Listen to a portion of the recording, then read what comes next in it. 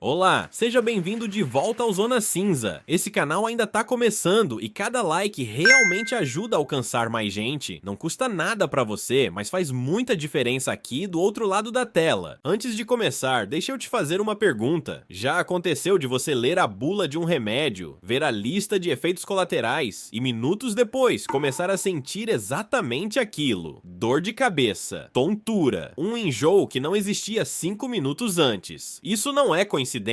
E não é frescura sua, isso tem nome na ciência, e hoje provaram que sua mente pode criar uma doença que não existe de verdade. Chega de enrolação, vamos direto pro caso que expõe isso. Em 1962, numa escola interna para meninas na Tanzânia, tudo começou com uma risada. 3 alunas começaram a rir sem parar, sem nenhum motivo aparente. No começo, os professores acharam que era só bagunça de adolescente, mas a risada não parava, durava horas. Em poucos dias, mais de 90 alunas da escola estavam contaminadas pelo mesmo comportamento, risadas incontroláveis. Algumas choravam de tanto rir, outras sentiam dor no corpo de tanto rir sem conseguir parar. A escola precisou fechar as portas. E aqui está a parte mais estranha de tudo. Semanas depois, o mesmo comportamento apareceu em outras escolas da região, escolas que não tinham nenhum contato direto com a primeira. Médicos foram chamados para investigar, procuraram vírus, contaminação na comida, produtos químicos no ar. Não encontraram absolutamente nada. O que aconteceu ali ganhou um nome na ciência: epidemia psicogênica em massa. Basicamente, o cérebro de um grupo inteiro de pessoas, sob estresse coletivo, começou a produzir sintomas físicos reais, sem nenhuma causa biológica por trás. Só que essa história fica ainda mais interessante quando você entende como isso funciona no seu dia a dia. Não só em casos extremos como esse, existe um efeito estudado há décadas chamado efeito nocebo. É o oposto do efeito placebo que você provavelmente já ouviu falar. No placebo, alguém toma uma pílula de açúcar achando que é remédio de verdade e melhora de verdade. No nocebo, alguém é exposto a uma informação negativa e o corpo reage como se o mal estivesse realmente acontecendo, e os experimentos que provaram isso são no mínimo perturbadores. Num desses estudos, pesquisadores conectaram voluntários a uma máquina falsa e disseram que uma corrente elétrica passaria pelo corpo deles. Não existia corrente elétrica nenhuma passando por ali. Mesmo assim, boa parte dos participantes relatou dor real, ardência real, e alguns até desmaiaram. Em outro estudo, deram um comprimido de açúcar para pessoas com enxaqueca e disseram que era um remédio conhecido por causar náusea. Um número significativo dos participantes sentiu náusea de verdade. Nenhuma substância no corpo deles justificava aquilo, só a expectativa. E aqui está a parte que conecta tudo isso com o seu dia a dia. Você já deve ter ouvido falar de alguém que ficou enjoado só de saber que a comida estava vencida, antes até de sentir o gosto, ou de alguém que sentiu falta de ar, assim que soube que tinha um vazamento de gás por perto, mesmo estando longe o suficiente para não ser afetado, ou você mesmo, pesquisando um sintoma no Google e começando a sentir cada coisa que a lista de possíveis doenças menciona. Isso é o mesmo mecanismo psicológico dos experimentos que você acabou de ver. Seu cérebro não separa completamente medo real de perigo real. Quando ele acredita que algo ruim está acontecendo, ele começa a produzir sintomas físicos genuínos para te proteger de uma ameaça que muitas vezes nem existe. E isso não é fraqueza mental, é biologia funcionando exatamente como deveria, só que reagindo à informação errada. Tem um detalhe que os pesquisadores notaram em quase todos esses casos: quanto mais visível o sintoma de uma pessoa é para os outros ao redor, maior a chance de se espalhar. Ver alguém tossindo, coçando ou reclamando de dor ativa no seu próprio cérebro, uma simulação daquilo que você está vendo. É a mesma base dos neurônios espelho, o motivo de você sentir vontade de bocejar quando vê alguém bocejando. Só que, em situações de estresse ou medo coletivo, esse mecanismo de espelhamento vira um estopim. Um sintoma legítimo em uma pessoa pode se tornar dezenas de sintomas reais em quem só está observando. Isso não fica só em casos raros de escola isolada. Existe até um nome para quando isso acontece em ambientes de trabalho: síndrome do edifício doente. Funcionários de um mesmo prédio começam a relatar dor de cabeça, tontura, irritação nos olhos, tudo ao mesmo tempo. Em vários desses casos, depois de meses de investigação, engenheiros não encontram nenhum problema real na ventilação, nenhuma toxina no ar. O gatilho, na maioria das vezes, foi só um boato. Alguém comentou que o ar daqui parece parece estranho, e o sintoma se espalhou palavra por palavra. Só que existe um problema real por trás disso, que a medicina levou décadas para levar a sério. Durante muito tempo, médicos incluíam bulas com listas extensas de possíveis efeitos colaterais, achando que quanto mais informação, melhor. Só que estudos mostraram que essas listas extensas aumentavam a chance dos próprios pacientes desenvolverem esses sintomas só de ler. Isso levou hospitais e indústrias farmacêuticas a repensarem completamente como comunicam risco para os pacientes. Hoje, boa parte das bulas e termos de consentimento médico são reformulados justamente para reduzir esse efeito, sem esconder informação importante, mas sem alimentar o medo desnecessariamente. Foi um dos primeiros casos em que a psicologia mudou diretamente a forma como a medicina se comunica com a sociedade. E tem uma curiosidade final que fecha bem esse assunto. Pesquisadores descobriram que pessoas que assistem noticiários alarmistas sobre uma doença específica têm mais chance de desenvolver sintomas parecidos com os da doença, mesmo sem nenhum contato real com ela. Isso já foi documentado em surtos de doenças respiratórias, em rumores de contaminação de água e até em boatos sobre produtos de consumo. O medo coletivo, sozinho, já é capaz de gerar sintoma físico real em massa. E é exatamente por isso que esse canal se chama Zona Cinza, porque a linha entre o que é real e o que sua mente cria pra você é muito mais fina do que parece. Não é sobre estar certo ou errado com o que você sente, é sobre entender que sua mente e seu corpo estão muito mais conectados do que a maioria das pessoas imagina. Se esse vídeo te fez lembrar de alguma vez que você sentiu algo assim, sem explicação médica nenhuma, deixa nos comentários. Eu quero muito ler sua experiência, e se você curtiu entender como sua mente pode te enganar de formas que parecem impossíveis, se inscreve no canal. Toda semana tem um caso real, um experimento ou uma curiosidade sobre comportamento humano que a maioria das pessoas nunca ouviu explicada assim. Esse canal ainda tá começando agora, então um like realmente ajuda a alcançar mais gente. Nos vemos no próximo vídeo, né?